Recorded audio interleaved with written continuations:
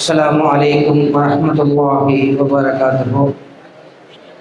الحمد لله نحمد الله العلي وسلم الرسول أما بعد. அல்லாஹ்வின் அன்பெரும் கிருபை அல்லாஹ் தஆலா வ தஆலாவின் அருளால்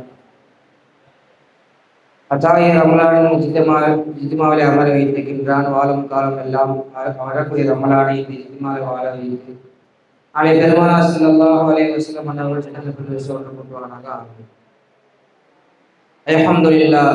தினம்தோறும் கியாமத் நாளின் அடையாளம் என்ற தொடரில் தொடர்ந்து சிறிய அடையாளங்கள், அதாவது நம்மளுக்கு மத்தியில் நடந்து முடிந்த சிறிய அடையாளங்களை பற்றி நம்ம தொடர்ந்து பார்த்துக்கிட்டு வரும். அதன் அடிப்படை இன்னைக்கு நிகழ்ந்து முடிஞ்ச சிறிய அடையாளத்தோட இறுதிக்கு நம்ம வந்துட்டோம்.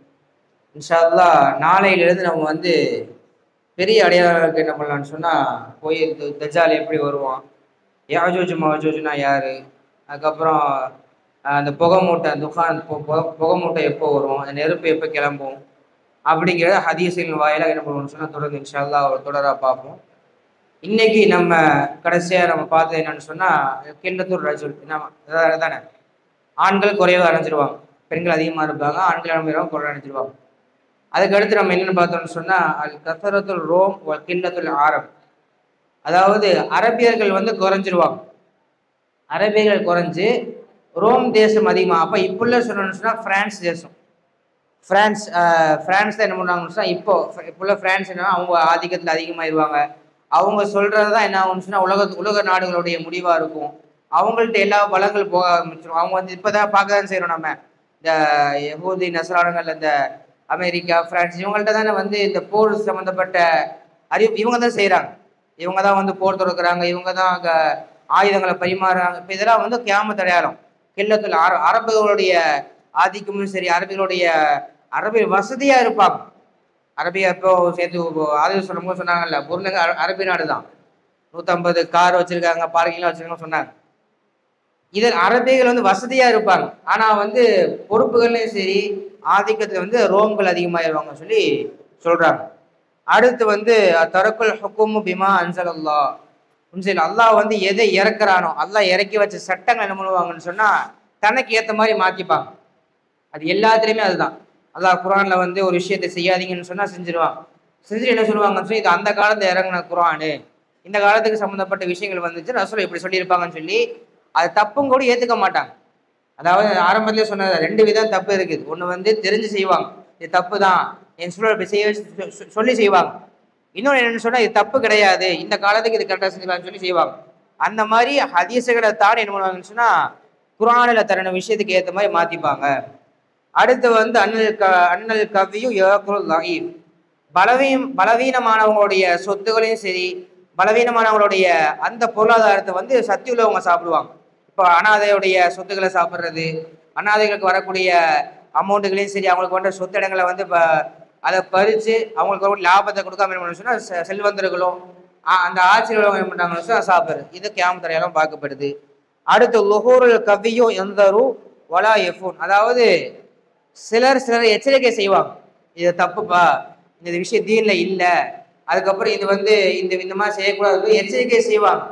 ஆனால் அந்த விஷயத்தை அவங்க என்ன பண்ண மாட்டாங்கன்னு சொன்னால் எச்சரிக்கையாக இருக்க மாட்டாங்க.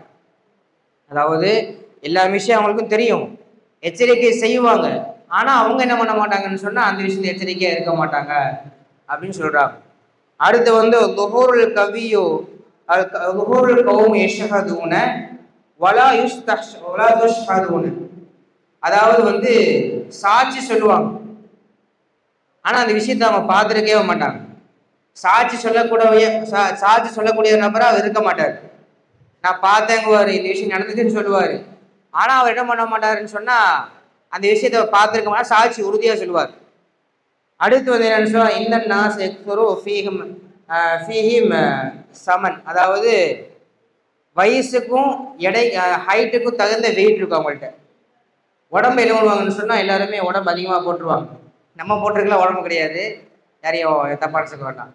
அதாவது ஒரு ஹைட்டு இந்த வயசுக்கு ஒரு உடம்பு ஒரு வெயிட் இருக்கும். அதை தாண்டி என்ன பண்ணுவாங்கன்னு சொன்னால் ரொம்ப அவங்களால உட்கார முடியாது, எந்திரிக்க முடியாது, ரொம்ப அவங்கள தாண்டி உண்டான வெயிட் 150 200 கிலோ இருக்கும், நடக்க முடியாது. இந்த மாதிரி வெயிட்டுகள்லாம் கியாமத்து அடையாளமாக பார்க்கப்படுது. அடுத்து என்னன்னு சொன்னா அஹதுல் அஜரது அலா கிராத்துல் குர்ஆன், குர்ஆன் ஓதற்கு என்ன பண்ணுவாங்கன்னு சொன்னா கூலி கேட்பாங்க. அன்னைக்கு பார்த்தது வந்து பயான் பேசுற கூலி கேட்பாங்க. நான் இந்த 6000 ரூபா கொடுத்தா தான் என்ன பண்ணுவேன் நான் பயானுக்கு வருவேன், நான் 10,000 ரூபா கொடுத்தா பயானுக்கு வருவேன்னு சொல்லி என்ன பண்ணுவாங்கன்னு சொன்னா தீனை எடுத்து சொல்றதுக்கு காசு கேட்பாங்க. அதே மாதிரி கிராத் ஓதற்கு என்ன பண்ணுவாங்கன்னு சொன்னா காசு கேட்பாங்க. கிராத் ஓதற்கு என்ன பண்ணுவாங்கன்னு சொன்னா நம்ம மத்தியில காசு என்பது கேட்பாங்க. இதெல்லாம் வந்து என்ன பண்ணணும்னு சொன்னா தொடர்ந்து கியாமத் அடையாளமா பார்க்கப்படுது. இன்ஷா அல்லாஹ் வரக்கூடிய நாட்கள்ல இதிலிருந்து தவிர்ந்திருந்து நம்ம இத்தனை நாள் பார்த்தது எல்லாமே என்னதான் நம்மளுக்கு மத்தியில சாதாரணமா இருக்கிறது தான். நம்ம கடைசியா சொன்ன வந்து இந்த பயானுக்கு காசு வாங்குறதே வந்து அது இப்போ வந்து ட்ரெண்டிங்கா இருக்குது. இந்த ஆலயமா கூப்பிட்டு என்ன பண்ணணும், நம்ம இவ்வளோ அமௌண்ட் கொடுக்கணும், இவ்வளோ அமௌண்ட் இப்படிங்கிற ஒரு இதாக இருக்குது. அதாவது அவங்க தீன் எடுத்து சொல்லிக்க என்ன பண்ணாங்கன்னு சொன்னா காசு வாங்கணும். இந்த மாதிரி எல்லாமே நமக்கு மத்தியில சகஜமா இருக்குது. வரக்கூடிய காலங்கள்ல இருந்து அதை தவிர்த்திருந்து முழுமையா தவிர்த்திருந்து நம்மளையும் சந்ததியாலையும் நல்லா பாதுகாப்பானாங்க. அஸ்ஸலாமு அலைக்கும் வரஹ்மத்துல்லாஹி.